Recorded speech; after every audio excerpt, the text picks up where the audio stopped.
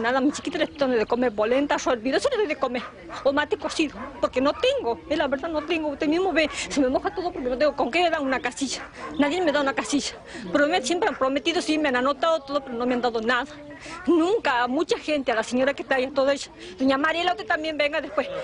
Tengo una cosa, no sé, mi hermana a mí me dice, andate al médico, todo, porque está muy mal, está flaca, está todo, pero sabe que yo, es una cosa que yo ya no aguanto más, porque la situación como está, que no hay trabajo, y que yo no tenga que darle de comer a mi hijo, a mí me duele un montón. Tiene que ella me pregunta, mamá, ¿qué vamos a comer? Y yo, ¿qué les voy a contestar? No hay, no tengo. Ellos no entienden, son chicos, pero uno le tiene que decir la verdad. Tiene que decir la verdad, pero bueno, a mí me duele decir que no tengo que darle de comer, pero es la verdad.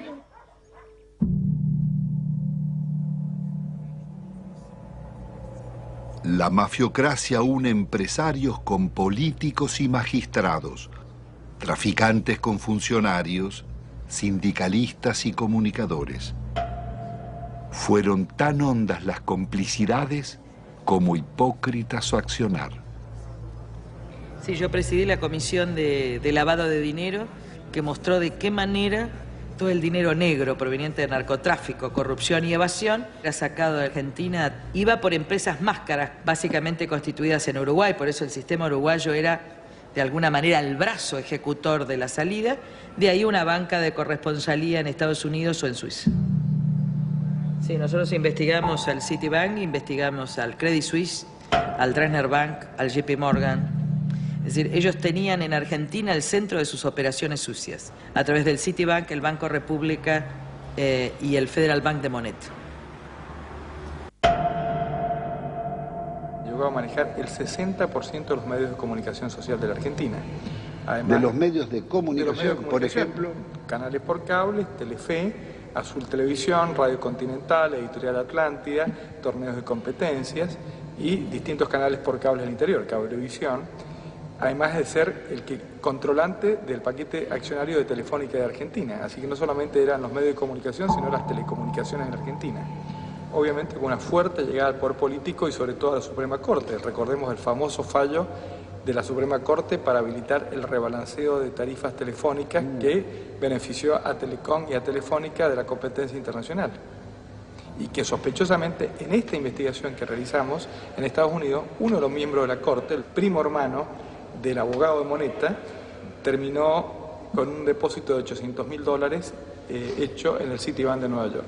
¿En cuánto se calcula el vaciamiento o el giro por las comisiones de las privatizaciones? Entre 5.000 y 10.000 millones de dólares. ¿Y quiénes son los responsables? Hay tres personajes centrales, Cavallo, Menem y Cohen. Es decir, en el periodo de los últimos 10 años. Y un banco lavador, el Banco General de Negocios. Ahora, también detectamos nosotros coimas pagadas al gobierno de Alfonsín, básicamente al Banco Central de la República Argentina, por parte del BCCI, un banco lavador de narcotráfico que después financió el 80% de la campaña de Menem. Queda clara la complicidad entre la clase política, el narcotráfico y finalmente la política también de esa acción. El saqueo de fondos públicos a través de retornos y sobreprecios fue norma en las contrataciones del Estado. Se calcula que más de un 20% de la inversión pública se diluyó en comisiones. El ministro Manzano, aludiendo al presidente, diría: robo para la corona.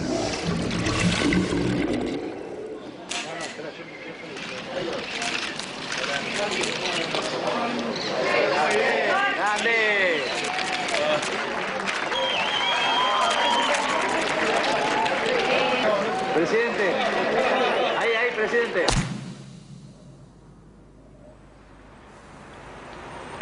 Uno de los mayores focos de corrupción fue el PAMI, Obra Social de los Jubilados. La oscura trama delictiva de contrataciones con empresas pertenecientes a funcionarios sobrevivió varios gobiernos.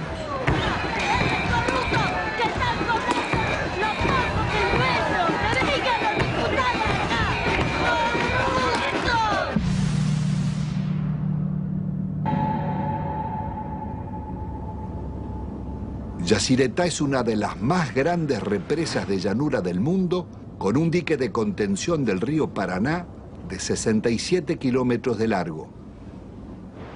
Fue la mayor obra financiada por los argentinos y la caja negra de la política nacional desde la dictadura en adelante.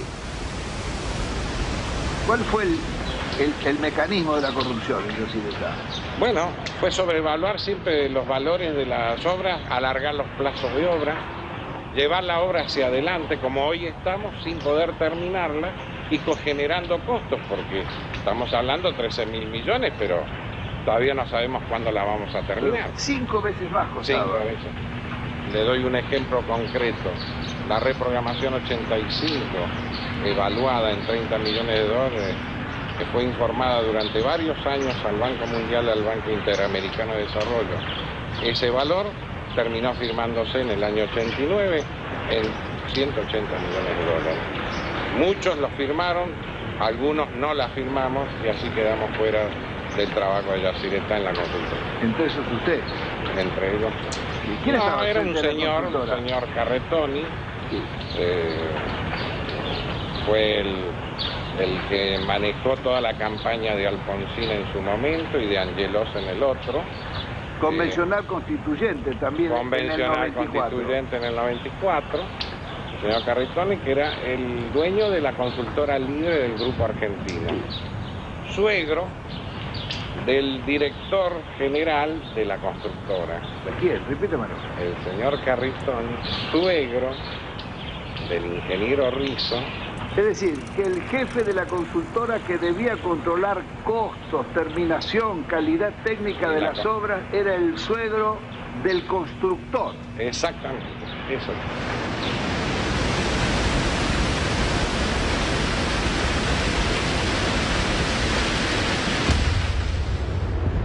La Argentina enviaba armas rumbo a Ecuador en guerra con Perú, en momentos en que la Argentina era garante de la paz entre Ecuador y Perú. Violábamos también con armas hacia Croacia y hacia Bosnia, violábamos la disposición de Naciones Unidas para esta maniobra, fabricaciones militares, conducción del ejército argentino, fábrica militar de Río Tercero, por donde pasaron la mayor cantidad de armas que venían desde el norte argentino con zona liberada. ¿Qué se hizo? Se voló la fábrica militar de Río Tercero con 7 muertos argentinos. Después de marzo del 95, era menester hacer desaparecer todos los rastros, entre ellos los documentos, los inventarios y todas las huellas que podían demostrar de que aquello no fue una casualidad, sino fue una clara intencionalidad al servicio del encubrimiento. ¿Quiénes componían esa banda para la asociación ilícita? Califican como jefe de la asociación ilícita a un expresidente de la República, Carlos Saúl Menem. La lista no es aquí terminante, ¿no? Hay muchos más, pero hay también algunas circunstancias como estas. Los suicidios, muertes accidentales. Se cae un helicóptero enfrente al hipódromo argentino en el campo de polo, donde muere uno de los hombres claves. Se suicida con mano invertida el capitán Estrada, hombre que ha formado parte de las bandas del terror en los tiempos horrorosos en la República Argentina. En este cuadro, lo que hoy falta investigar es dónde está la plata que se robaron.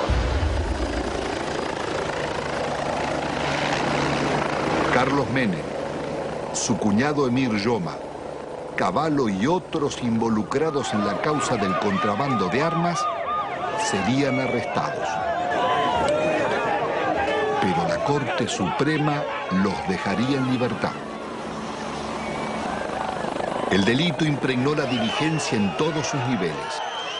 Ministros, jueces y altos funcionarios fueron llevados a la justicia por causas de corrupción, como los justicialistas Alberto Coan, Gerardo Sofovich, Juan Carlos Alderete, Matilde Menéndez, María Julia Alzogaray, Carlos Grosso, Claudia Bello, Triaca, Dadone, Grisanti, Amira y Emir Yoma, Vico y Espadone, los funcionarios radicales Del Conte, Mazorín y muchos otros, y los candidatos presidenciales Angelós y Masachesi.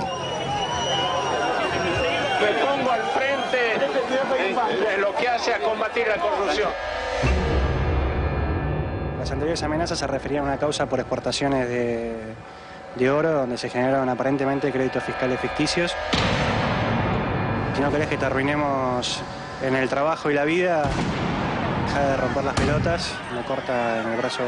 Durante los años de Menem, las mafias se desarrollaron bajo la complacencia del gobierno y seguirían actuando después.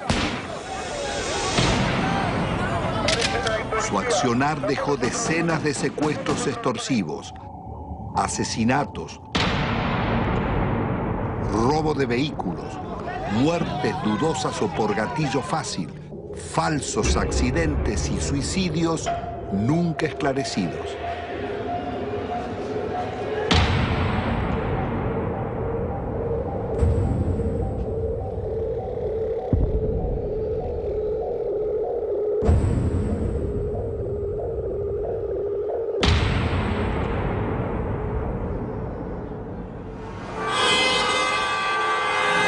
En la Argentina de los grupos mafiosos, la campaña mediática de la Alianza promete trabajo y lucha contra la corrupción, respetando el modelo económico y la deuda externa. Integrada por el Partido Radical y el Frente de Centroizquierda Frepaso, propone investigar a funcionarios, pero sin tocar la macrocorrupción de las privatizaciones ni el despojo financiero del país. Fernando de la Rúa y Carlos Álvarez derrotan al candidato justicialista Eduardo Duhalde. El nuevo gobierno continuará con las políticas recesivas del Fondo Monetario. ¡De la Rúa! ¡Arriba de la Rúa! Una vez más, el mandato de la ciudadanía será traicionado. Rebaja de salarios públicos y aumento de impuestos.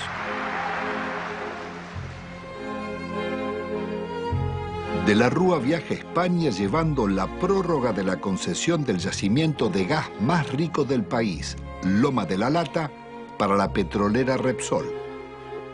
Una riqueza de 50.000 millones de dólares que es entregada, violando la ley, por solo 300 millones. El gobierno soborna al Senado para votar la ley de flexibilización laboral. El vicepresidente Álvarez no cuestiona la ley, sino el soborno, y pide investigar. Presento mi renuncia indeclinable al cargo de vicepresidente de la Nación, para no perjudicar al presidente ni alterar la vida institucional. Álvarez abandona a sus votantes y promueve el regreso de Cavallo. Ungido superministro, renegocia la deuda externa. La operación llamada Megacanje es otra gran estafa que le costará al país 55.000 millones de dólares. El milagro argentino terminó en una catástrofe social. Los planes de Cavallo liquidaron a la clase media, hicieron más ricos a los ricos y más pobres a los pobres. El 60% de la renta quedaba en manos del 10% más rico.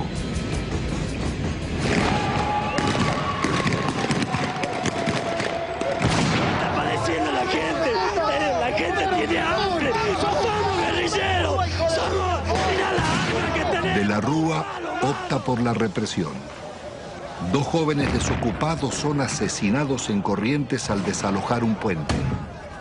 Otros 3 piqueteros baleados en Salta y Jujuy.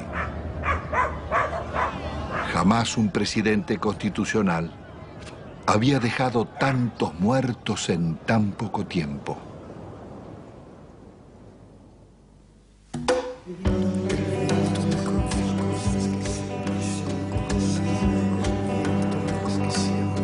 El viento me confió cosas que siempre llevo conmigo. Me dijo que recordaba un barrilete y 3 niños.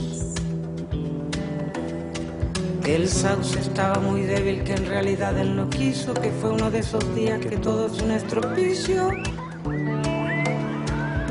Iba cargado de y seguía confesando en su lomo de distancia, no cabalgaban un pájaro. Era un fantasma ese viento, un alma en pena penando, y en ese telar de angustias tejió sus babas el diablo. Aquí se pudo prever con exactitud qué iba a pasar luego de cada ajuste económico que existía en el país. Los famosos ajustes, estos desde la época de Alfonsín, de Menem y demás, cada ajuste significaba la irrupción en el hospital de una cantidad enorme de desnutridos, de niños desnutridos y de sus familias. Entonces era como decirse uno a otro, mira, esperemos, todos 3 meses hay que preparar cama. Venía una cantidad impresionante de chicos desnutridos. Hasta que nos hartamos y en el año 82 salimos a la calle e hicimos un gran movimiento que salió en todos los diarios y que interesó a todo el país. Pero la política siguió, la política del ajuste. Cada ajuste era una puñalada en el corazón para un médico que venía aquí porque sabía que después de ese ajuste, 3, 4, 5, 6 veces más, los chicos que nacían en ese periodo iban a comer. Entonces íbamos a tener esta cantidad de chicos y de ahí nació este documento que nosotros hicimos hace poco que dice, otros toman las decisiones, nosotros lo vemos morir. Pero resulta que cuando nosotros empezamos a leer, traducíamos bibliografías del inglés. Entonces nosotros veíamos cómo se solucionaba, cómo le arreglábamos los líquidos, cómo le arreglábamos las sales, cómo le arreglábamos las proteínas. Y después ya, viendo que cada vez era más y que nos sobrepasaba, empezamos a leer otras cosas. Hasta llegamos a leer un libro argentino, Juan P. Garrahan, no sé si le suena. Dice, la desnutrición no es una enfermedad socioeconómica y cultural, que se soluciona poniendo a trabajar a todos los factores de la nación. Nos dice que le vamos a dar alimento, que le vamos a todos los factores de la nación. Y ahí explotó todo, ahí ya nos dimos cuenta. ¿Qué hacemos nosotros con el desnutrido mandándolo a la casa? ¿Qué hace la nación? Claro, le damos un enfoque cientificista. Claro. Pero este último año fue una explosión atómica. Nosotros teníamos 18% de chicos desnutridos en el hospital, pasó a prácticamente el 80% de chicos desnutridos en el hospital.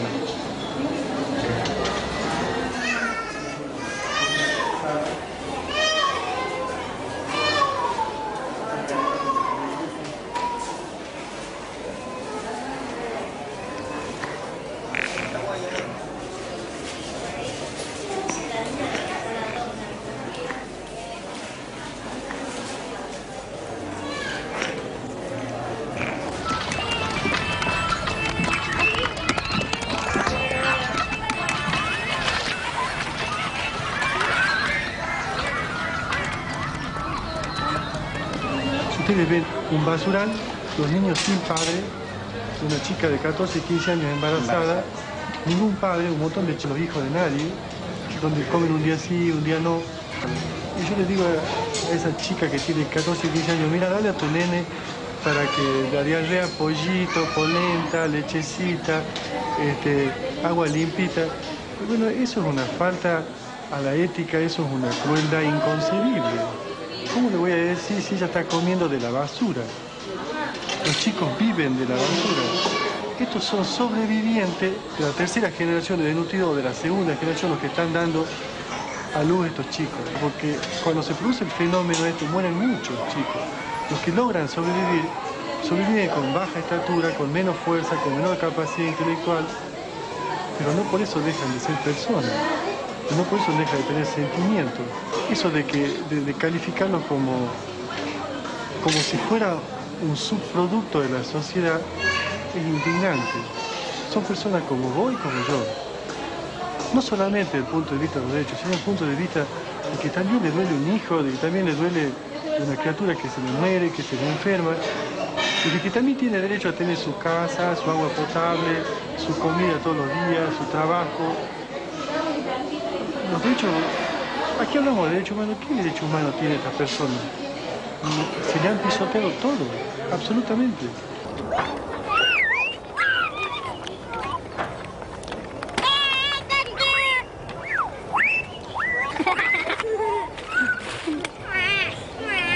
La idea que yo percibo es de que algún sector de la sociedad se está queriendo deshacer de estas personas.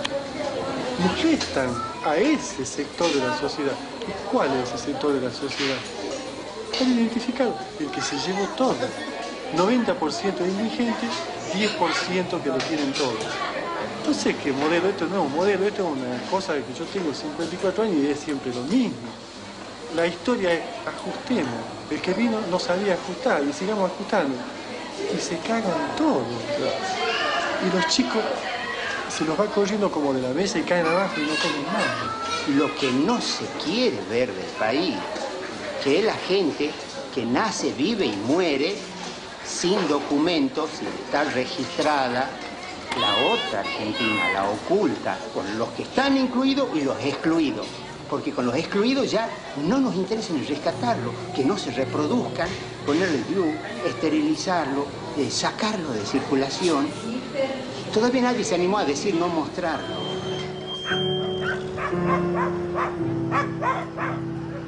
Produciendo nuestro país una riqueza alimenticia capaz de satisfacer 300 millones de personas. Los niveles de pobreza que denunciaba la película La Hora de los Hornos en los años 60 serían apenas el anuncio del genocidio neoliberal de los 90. De enfermedades curables o desnutrición, mueren cada día en Argentina 55 niños, 35 jóvenes y adultos, 10 mayores. Un promedio de 35.000 personas por año.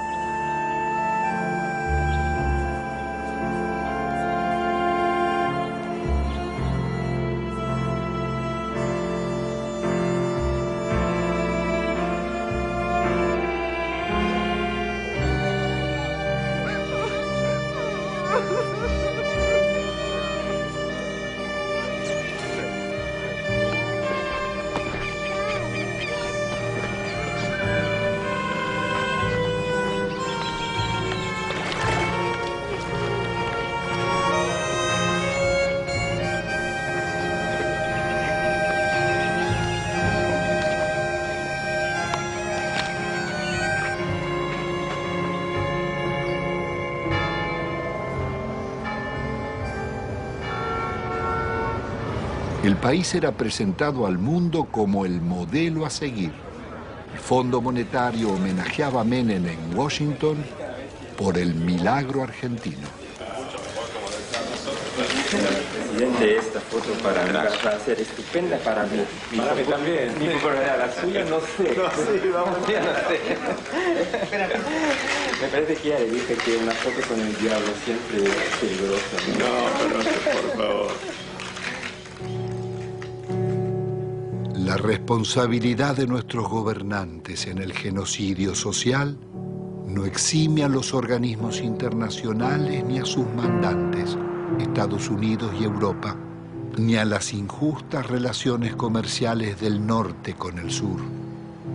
Los programas económicos neorracistas que dieron grandes beneficios a costa de segregar y producir la muerte prematura de millones de personas son crímenes de lesa humanidad en tiempos de paz.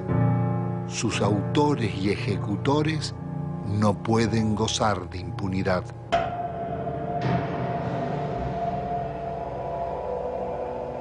Después de un cuarto de siglo, el balance económico es devastador.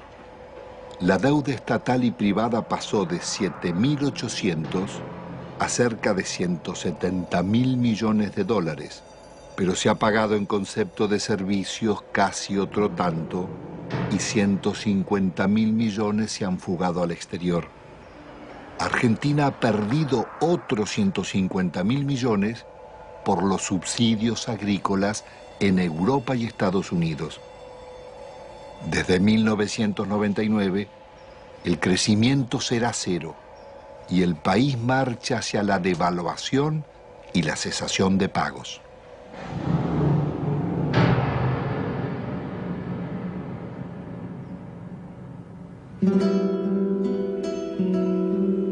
Al terminar esta memoria, quizás quede el sentimiento que la realidad no puede cambiarse, o que los responsables del saqueo son los triunfadores y nosotros los derrotados.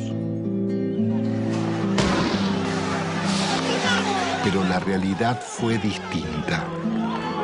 Ni la dictadura, ni Menem, ni de la Rúa consolidaron sus proyectos, ni los bienes concesionados se perdieron para siempre, porque pueden recuperarse.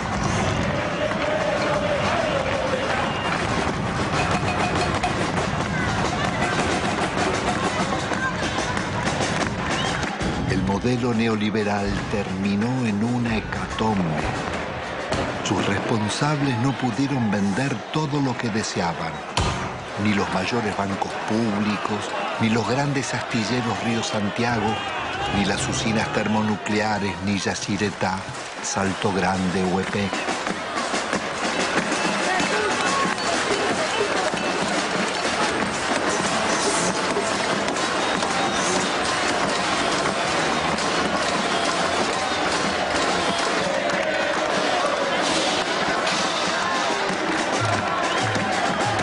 Menem y de la Rúa tampoco pudieron imponer la salida represiva, ni acallar las marchas del silencio ante los crímenes mafiosos y el gatillo fácil, ni frenar la permanente acción de las madres, abuelas e hijos de desaparecidos.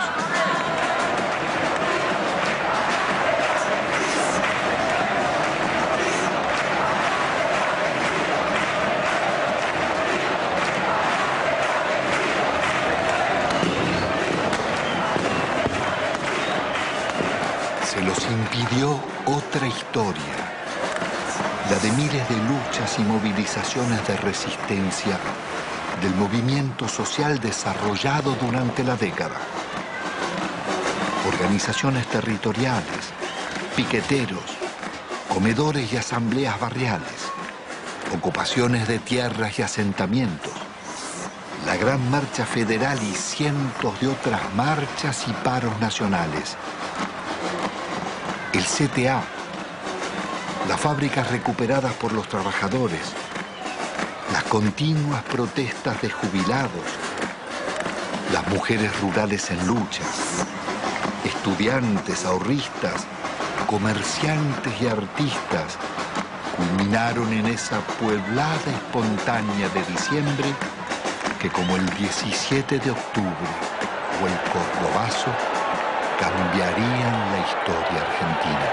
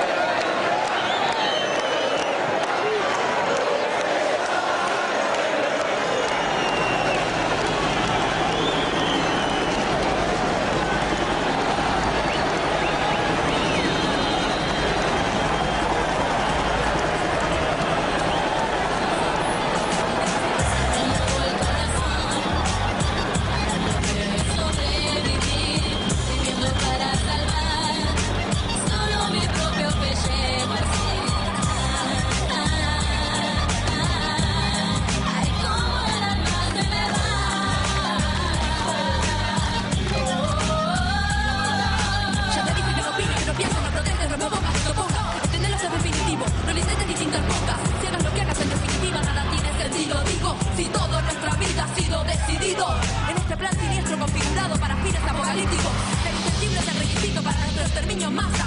Son tiempos en que los métodos de aniquilación no son los mismos. Ya no nos desaparecen, ahora lo hacemos nosotros mismos, dándonos pequeños espacios de expresión sin respuesta, volviéndonos una protesta que a nadie molesta, como esta, domesticados como leones de circo, neutralizados, paralizados. Pero ¿qué nos pasa? Que no nos despertamos, vamos al carajo. Yo me bajo, en la Argentina no hay trabajo, la dignidad humana va cayendo cada vez más bajo, no hay atajo, y esto ya se derrumba, y esto pende de un hilo, ni siquiera notamos la diferencia entre estar muerto, vivo, sigo, señores, no me dedico a cerrar el hocico, pero tampoco como si fueran los mismos que por ahí andan como roedores. Ellos no son los vencedores, traigo mi tambor para que te incorpores. ¿A dónde están esos que dicen tener tantos cojones? Como Estado lo nuevo, aquí molestando de nuevo.